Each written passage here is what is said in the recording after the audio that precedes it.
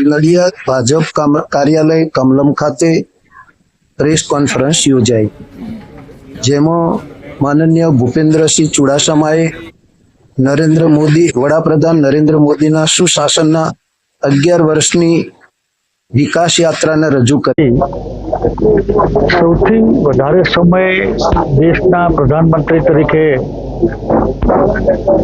માન્ય નહેરુજી રહ્યા 18 વર્ષ, પછી 16 વર્ષ માન્ય ઇન્દિરાજી રહ્યા અને માન્ય મોદીજી 11 વર્ષ પૂર્ણ કરે છે।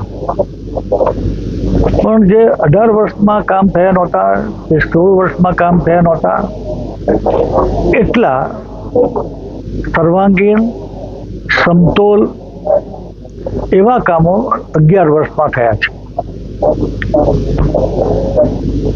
જમીન ઉપરના રહેતા ગરીબ માણસોથી માંડીને ચંદ્રયાન સુધીની પ્રગતિ ભૂતકાળમાં ક્યારેય થઈ નથી। અશક્ય લાગતા એવા કામો કે રામ મંદિર ક્યારેય નહીં થાય, 370 ક્યારેય હટશે નહીં, CAA ક્યારેય અમલમાં નહીં આવે, આવું બધું વર્ષોથી ચાલતું હતું। અને માન્ય નરેન્દ્રભાઈ મોદી આવ્યા પછી આ બધી જ અશક્ય લાગતી બાબતો એ સાકાર થઈ ગઈ છે। એટલા માટે એમના માટે કહેવાય છે કે મોદી હે તો મુમકિન હે।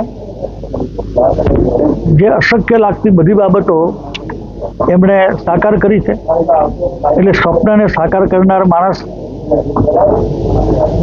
આફતને અવસરમાં ફેરવનાર માણસ, એમના કાર્યકાળ દરમિયાનમાં આર્થિક સિદ્ધિ દેશમાં તમે જુઓ તો કેટલી પ્રતિકૂળતાઓ, અને છતાં એમાંથી સ્થિરતા લાવીને મેક ઇન ઇન્ડિયા દ્વારા આત્મનિર્ભરનું સૂત્ર આપીને એનો અમલ કર્યા પછી 14મા દેશ 11મા નંબરે હતો આર્થિક સ્થિતિમાં વિશ્વ લેવલે।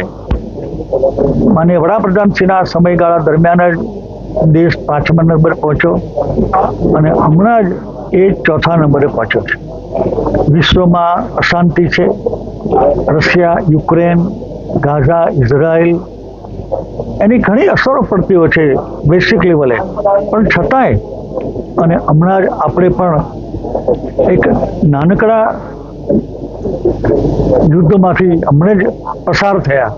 આ બધું હોવા છતાં આર્થિક ક્ષેત્રે નિકાસ વધારવી, GDP વધારવી, ગરીબોનું પણ ધ્યાન રાખવું, વિદ્યાર્થીઓનું પણ ધ્યાન રાખવું, જેને ઘર નથી મળ્યા હોય એનું પણ ધ્યાન રાખવું, જેને શૌચાલય નથી મળ્યા એનું પણ ધ્યાન રાખવું, આ બધી બાબતોમાં સફળતાપૂર્વક માન્ય નરેન્દ્રભાઈ મોદીએ 11 વર્ષ પૂરા કર્યા છે। નિમિત્તે ભારતીય જનતા પાર્ટીએ આખા દેશની અંદર જિલ્લા કક્ષાએ આ પ્રકારે એમની સિદ્ધિઓનું વર્ણન કરવા રાખેલ પ્રેસ કોન્ફરન્સમાં પાર્ટીની સૂચનાથી આજે હું ખેડા જિલ્લાના હેડક્વાર્ટર નડિયાદે આવ્યો છું અને બધી સિદ્ધિઓ મેં વર્ણન કર્યું છે।